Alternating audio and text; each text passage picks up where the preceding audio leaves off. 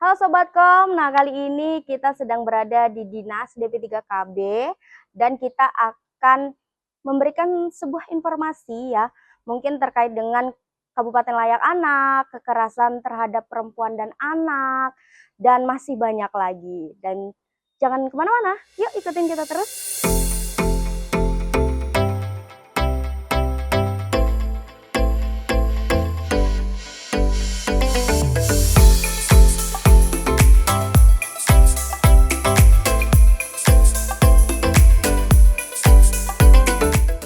Assalamualaikum warahmatullahi wabarakatuh.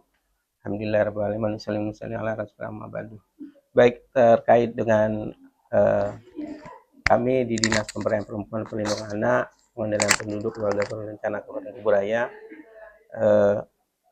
secara struktur organisasi ada 4 bidang di Dinas DPKB ini. Pertama bidang pemberdayaan perempuan, kemudian kedua bidang perlindungan dan kesehatan anak, yang ketiga bidang keluarga berencana, dan yang keempat bidang pengendalian penduduk. Nah, khususnya pada hari ini saya ingin menyampaikan terkait dengan dua bidang, terkait dengan pemberdayaan perempuan, perlindungan anak. Memang nomenklaturnya di dinas kami itu dua kementerian, Kementerian BKKBN dan Kementerian PPPA, pemberdayaan perempuan, perlindungan anak Republik Indonesia. Nah, di bidang pemberdayaan perempuan perlindungan anak itu sendiri, khususnya di bidang perlindungan anak itu ada dua program sudah situ. Dua program pemenuhan hak anak dan program perlindungan khusus.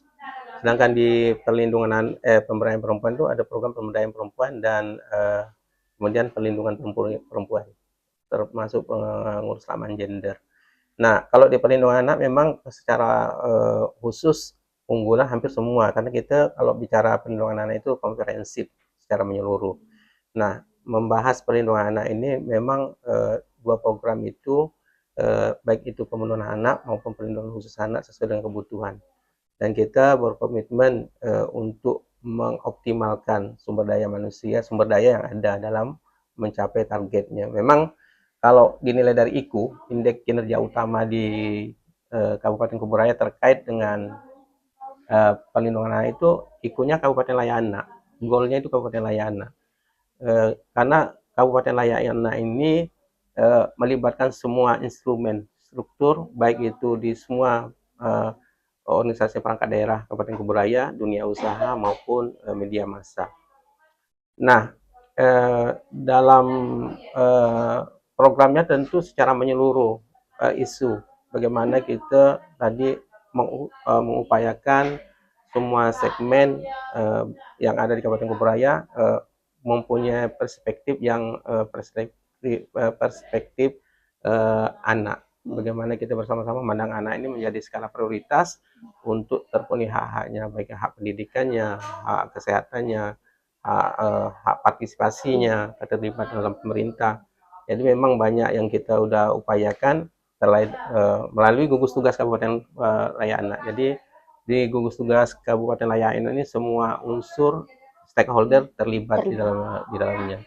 Nah, kami sebagai memfasilitasi saja bagaimana kita bersama-sama memberikan ruang-ruang yang ruang baik secara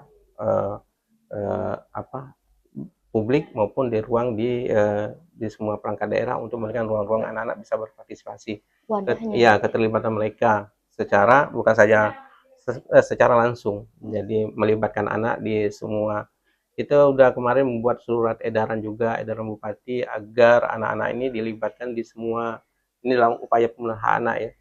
Jadi melibatkan anak di setiap kegiatan, baik mulai dari kabupaten, kecamatan hingga di desa. Nah, memang banyak sih program, maka saya bilang kalau bicara anak ini secara komprehensif. So, secara bersama-sama mulai dari kabupaten, kecamatan hingga desa, tidak bisa bekerja sendiri, maka kita mendorong melalui itu gugus tugas Kabupaten Layak Anak. Kalau implementasinya sampai ke desa, kita mendorong desa itu sampai untuk membuat regulasi peraturan desa holistik, peraturan desa tentang perlindungan anak holistik. Nah, itu regulasi ini merangkul, mengakomodir isu semua, baik itu isu pendidikan, isu kesehatan. Nah, yang mengimplementasikannya stakeholder yang teknis. Ya, kalau kesehatan tentunya yang memberikan layanan yang optimal terkait perspektif anak itu ya dari dinas kesehatan melalui di jaringannya sampai ke puskesmas, sampai di Polindes dan Pustu. Kalau terkait dengan pendidikan tentunya dinas pendidikan selama itu menjadi kewenangan dari dinas pendidikan Kabupaten Kuburaya, baik itu SMP, SD, PAUD sampai itu sama. Bagaimana menyediakan ruang-ruang pembelajaran. Sekarang kan udah didorong inklusi ya, pembelajaran inklusi. Nah itu juga jadi memang kita bersama-sama. Nah kalau terkait dengan bagaimana isu yang berkembang sekarang, baik terkait dengan terkait dengan pemenuhan ini ya, yang memang pendidikan yang menjadi strategis ini pendidikan dan kesehatan ya, pendidikan dan kesehatan, karena memang itu modal awalnya di situ, pendidikan dan kesehatan. Kalau mereka terpenuhi dengan situ optimal, sambil kita mendorong ketahanan keluarga. Kuncinya juga ketahanan keluarga ini menjadi salah satu instrumen yang perlu bersama-sama mengintervensinya. Ini kan kalau bicara ketahanan keluarga, semua unsur perangkat daerah akan terlibat di dalamnya. Bagaimana memberikan ketahanan keluarga?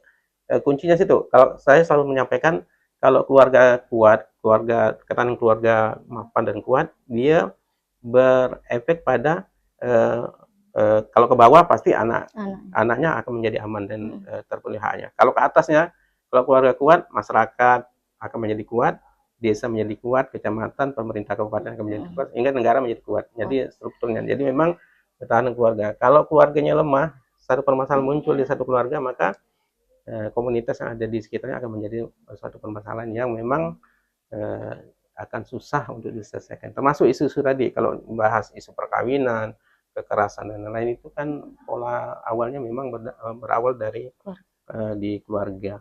Terkait pendidikan, anak-anak kita putus sekolah. Data kalau kita rilis data nanti boleh dikomunikasi dengan dinas pendidikan bahwa kita berdasarkan data dinas pendidikan ada sekitar lebih kurang 9.000 anak di Kabupaten Kuburaya yang tidak sekolah kan, tidak sekolah. Nanti dilihat datanya. Nah ini kan salah satu pemicu nanti kalau berkorelasi, kalau saya melihat korelasinya akan kalau banyak anak putus sekolah, otomatis nanti usia perkawinan usia anak juga akan tinggi. Akan banyak lah. Saya tidak bilang tinggi karena kita belum pernah melakukan penelitian. Terakhir dari Dukcapil kemarin ada 144 anak di data 22 yang menikah di usia di bawah 18 tahun. Belum lagi yang perkawinan. Nah, upaya-upaya pemerintah Kabupaten Kuburaya salah satunya melakukan kampanye, sosialisasi bersama dengan wahana visi, yayasan gerakan sumber-sumber daya yang adalah dunia usaha. Kami mencoba untuk menggandeng semua sumber daya masyarakat melalui tadi peraturan desa, melalui PATBM juga ada kami bentuk. Jadi melalui beberapa kelompok-kelompok BKMT, kalau pas saya ketemu BKMT, kegiatan sosialisasi, sampaikan bahwa ada satu permasalahan mendasar di masyarakat, salah satunya perkawinan usia anak. Ini menjadi satu isu yang memang strategis untuk diintervensi bersama-sama. Tadi itu melalui sosialisasi, penguatan regulasi. Sebagai contoh, Desa Mekarsari itu pernah ada mengeluarkan regulasi tentang pendewasaan usia perkawinan. Nah itu seiring berjalan waktu, masa 10 tahun, kemarin mereka merilis bahwa mereka sudah tidak ada perkawinan usia anak. Komitmen dari kepala desanya ya, realnya kami tidak tahu, tapi statement dari kepala desa Mekarsari bahwa untuk sampai saat ini maka kemarin dia jadikan narasumber di kegiatan provinsi itu. Saya merekomendasikan kepala desa Mekarsari untuk menjadi narasumber bagaimana cara mekanisme mereka untuk agar sukses program pernikahan untuk mencegah warganya tidak menikah lagi di usia anak. Nah, ini butuh proses, tapi kita Kuburaya melalui regulasi udah kita buat ya. Dari tahun 2019 itu udah ada perbubnya, dan di tahun 2023 kita membuat peraturan daerah, mengupdate peraturan daerah tentang perlindungan anak nomor 1 2016 menjadi perubahan di nomor 15 tahun 2023 bahwa itu memuat isu terkait dengan pencegahan perkawinan usia anak di pasal-pasalnya itu. Ini Pak, terkait dengan Perdes tadi itu Pak, yang akan dibikin, itu udah dibikin atau memang baru mau dibikin Pak? Ya, peraturan desa kita mulai bersama dinas terkait ya, Pemdes kami mendorong bersama, karena desa, pemerintah desa ini memang lintas sektor di bawah Oh iya, binaan Pemda sendiri kan. Pemdes ya. Jadi bersama hukum kemarin kami sudah ini mendorong, dan memang alhamdulillah sampai di data pada saat tahun 2024 ini sudah ada 17 desa yang menerbitkan peraturan desa. Nah, memang kalau peraturan desa kan kita hanya mensupport saja di pemerintah daerah. Iya. Kewenangan itu kewenangan Perdes itu berada di pemerintah desa. Tapi alhamdulillah sudah diakomodir oleh 17 desa. Memang arah dari Bapak Bupati, Bapak Sekretaris Daerah bahwa kalau bisa itu semua desa dari 123, 124 desa yang ada sekarang ini ada perdes, minimal ada komitmen dulu. Iya betul. Bagaimana mengimplementasikan nanti itu kembali kepada kedepannya lah, secara berjenjang. Yang penting ada komitmen desa, nanti kita secara teknis mendorongnya perlahan-lahan.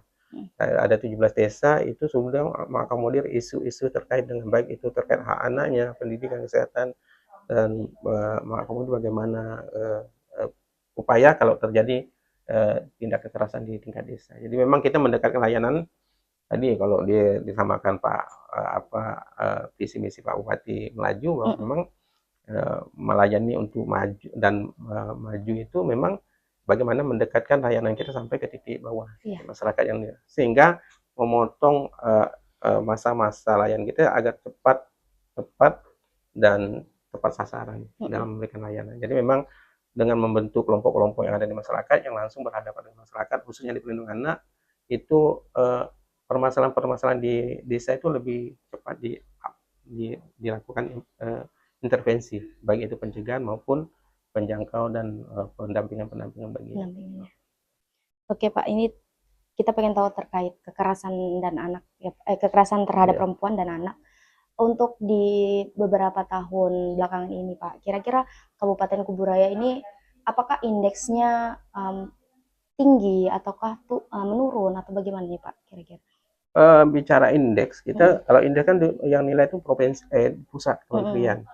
Kita hanya melakukan upaya-upaya saja, nanti kan ada, makanya melalui penilaian kabupaten layak anak, kalau di isu anak lah ya, itu kan penilaian KLA itu semua unsur instrumen yang ada di pemerintah, yang ada di wilayah Kuburaya itu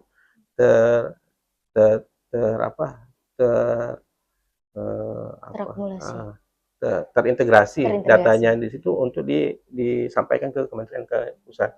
Baik itu semua institusi lah, karena memang di penilaian kabupaten layak bukan kerjanya di DP3KB. Itu adalah instrumennya semua. Karena berdasarkan klaster kan. Contoh klaster pertama hak sipil dan kebebasan. Itu penanggung jawabnya itu bukan berada pada kami, berada di Dinas Capil. Bagaimana mereka membentukkan hak sipil anak itu, akte kelahiran dan lain-lain, hak partisipasi anak itu pada Dukcapil. Pada pengasuhan di mana dinas pemanfaatan waktu luangnya, klasternya tentunya berada di pendidikan. Pengasuhan berada di dinas sosial. Jadi tidak bisa semua kerja perhubungan semua terintegrasi untuk di KLA. KLA ini sebagai inputannya masuk menjadi indeks perlindungan anak. Walaupun kita kemarin dirilis ya ada datanya, kita masih di bawah nasional lah ya, masih di bawah, tapi kita bergerak. Alhamdulillah kita masih mendapat terakhir kita mendapat penghargaan dari Kementerian PPPA Republik Indonesia, Kuburaya masih diberi kepercayaan menjadi kabupaten layak anak, walaupun tingkat media bersama-sama ada beberapa kabupaten ya, tapi kita masih berbangga lah dengan itu. Kuburaya pernah menjadi APE di pemberdayaan perempuannya menjadi utama. Satu tingkat lagi jadi mentor kemarin, cuma turun lagi biasa provokatif dengan penginputan data. Nah memang tapi komitmen dari pemerintah gitu kabupaten melalui pemerintah sekarang Pak Sujiwo sama mensinergikan visi misinya sama kita tetap berjalan bersama. Tetap itu tadi melaju itu bagaimana kita memberikan layanan langsung kepada masyarakat agar bisa efektif dan efisien, sehingga yang penting masyarakat terlayani. Instrumen banyaknya kekerasan di Kabupaten Kuburaya ini bukan juga menjadi satu halangan kita menjadi kabupaten layak anak. Semua daerah sama, tapi bagaimana kita memberikan respon kepada kasus per kasus secara cepat agar ini tidak bisa diberikan penanganan layanan yang optimal sehingga tidak menyebabkan korban ini menjadi korban kembali. Mereka bisa pemulihan secara cepat, rehabilitasi yang lebih cepat untuk ya itulah. Bagaimana kita memberikan terutama bagi korban, bagaimana korban itu mendapat layanan yang optimal sehingga mereka tidak menjadi tersingkirkan, merasa Merasa sendiri. ya dipinggirkan. Yang penting kita memberikan support. Layanan kita ada OPTD, ada layanan psikologi gratis, psikolog gratis, ada layanan agama, layanan kesehatan bersama dengan. Maka saya bilang kalau terkait dengan kekerasan maka semua unsur juga terlibat, Dukcapil, Dinas Pendidikan, Kesehatan, Banyak. untuk memberikan layanan yang optimal bagi mereka, bagi korban ya. Kayak Dukcapil kalau ada anak yang korban tidak memiliki identitas, mereka terbuka, aware sekali, membuka ruang untuk diurus selama syarat-syaratnya lengkap. Jadi kami yang melakukan memfasilitasi, karena rata-rata yang korban ini kan orang-orang miskin kan, kadang enggak punya akses untuk datang. Jadi kami memang, kalau memang anaknya tidak ada pendidikan, kita bersama Dinas Pendidikan untuk menyediakan pendidikan bagi anak. Sekolah mana yang nampung pesantren mana yang gratis untuk kayak gitu. Oke. Baik, itu tadi mungkin kita udah ngomongin terkait dengan programnya, terus Kabupaten Layak Anak, terus kekerasan terhadap perempuan dan anak. Pak, kita pengen tahu deh Pak, ini kan Pak Prabowo Subianto lagi menggandeng-gandengkan terkait dengan sekolah rakyat. Nah, kira-kira kalau ada nggak sih bocoran, siapa tahu Kabupaten Kuburaya ini mendapatkan gitu lah. Gimana nih Pak kira-kira? Cita-cita ya? Iya, siapa tahu kan bisa ada. Sekarang kan tadi program kita sebenarnya inklusi tadi kan. Inklusi sebenarnya kita udah bergerak ya. Kalau Kuburaya saya melihat Pak Sujiwo komitmen sekali sekarang kan, dengan beberapa aksi yang terbaru ini memang tentu kami melihat bagian dari perspektif, walaupun ini juga beliau juga bergerak perspektif anak dengan ini sudah berkoordinasi, sudah berjalan ke sana, perbaikan-perbaikannya tentunya ini. Nah, kemarin juga sudah dirilis bersama Bapeda kan, Kuburaya juga mengakomodir apa yang menjadi ide yang disampaikan oleh Pak Presiden Prabowo tadi, sekolah rakyat. Kemarin dirilis bersama dengan Pak Sekda, bersama Pak Bupati kan. Nah, kami tentunya di bidang perlindungan anak di ini sangat ini mensupport kan. Support tentunya ini tentu banyak nanti. Ini baru-baru kami ini sementara berjalan. Jadi ini bagian dari suara anak juga, bagaimana mengkader. Kita kan di Kuburaya ada musrembang khusus perempuan anak kan. Bagaimana suara-suara anak, permasalahan anak disampaikan oleh anak itu sendiri. Melalui Pak Bupati kemarin menginstruksikan agar semua suara anak yang di tahun 2025 ini dibuat satu dokumentasi untuk agar bisa diimplementasikan, bisa diaktualisasi oleh perangkat-perangkat daerah sesuai dengan suara-suara itu sendiri. Jadi saya pikir terkait dengan sekolah rakyat itu salah satu, karena tadi mungkin sebagai salah satu jalan keluar untuk permasalahan terkait dengan pendidikan tadi kan. Karena yang tadi itu berdasarkan data hak anak tuh kan ada pendidikan juga kan. Berdasarkan datanya masih banyak anak-anak yang masih yang tidak terakses pendidikan tadi, ada 9.000 ya. Ada 9.000. Mungkin itu yang data terakhir saya dapat itu yang tidak, belum lagi lama usia sekolah kita di Kuburaya, nanti dia datanya Dinas Pendidikan Pak ya. Nah, jadi memang itu kami sih setiap pertemuan gugus tugas Kabupaten Layak Anak itu menyampaikan hal itu. Karena ini menjadi perhatian kementerian juga kalau terkait dengan komitmen pemerintah daerah bagaimana. Makanya waktu KLA kemarin diminta dari kementerian Pak Bupati yang sebagai komitmen Pak Bupati terhadap isu perspektif anak itu. Dan alhamdulillah beliau yang membuka acara KLA kemarin penilaian ditindaklanjut oleh Pak Sekretaris Daerah. Oke. Baik Pak, mungkin itu saja. Terima kasih Pak atas informasinya. Nah, ini kita udah banyak banget dapatkan informasi baik dari kekerasan terhadap perempuan dan anak, terus ada Kabupaten Layak Anak, terus ada program unggulan dari Dinas DP3KB ya, yang selalu turun dan menyuarakan ya Pak ya langsung untuk Kabupaten Layak Anak ataupun kekerasan terhadap perempuan dan anak. Terus kita juga tadi ada ngobrolin sedikit tentang sekolah rakyat. Dan mungkin Kabupaten Kuburaya bisa itu ya. Memang tambahan sedikit. Jadi kalau kami tadi saya belum menyinggung itu pembunuhan anak, tapi kalau dalam upaya penanganan kekerasan anak kami juga sangat terintegrasi. Jadi kami ada satu terintegrasi dengan Polres kan, Oh iya. Kuburaya sangat terbuka, aware lah. Semua permasalahan kasus anak itu cepat terinformasi sehingga kita bisa ada Komisi Perlindungan Anak Daerah Kabupaten Kuburaya, ada UPTD, ada Peksos bersama dengan Dinas Sosial. Permasalahan anak terkait dengan kekerasan tadi kita bisa bukan bisa meredam, tapi bisa memberikan penanganan yang optimal sehingga tidak eksesnya yang begitu luas bisa diminimalisir untuk terutama bagi korban dan bagi masyarakat yang ada di sekitar. Dan banyak banget stakeholder yang terkait ya Pak. Iya, pasti. Oke, mungkin itu saja ya Pak, kita bincang-bincangnya sampai sini saja. Mungkin nanti jika Kuburaya sudah mendapatkan predikat lagi terkait Kabupaten Layak Anak ataupun kekerasan terhadap perempuan anak, kita boleh ngobrol lagi. Iya, update lagi kita pasti. Oke, baik, itu saja yang bisa kita sampaikan, kurang dan lebihnya mohon maaf. Assalamualaikum warahmatullahi wabarakatuh. Assalamualaikum warahmatullahi wabarakatuh.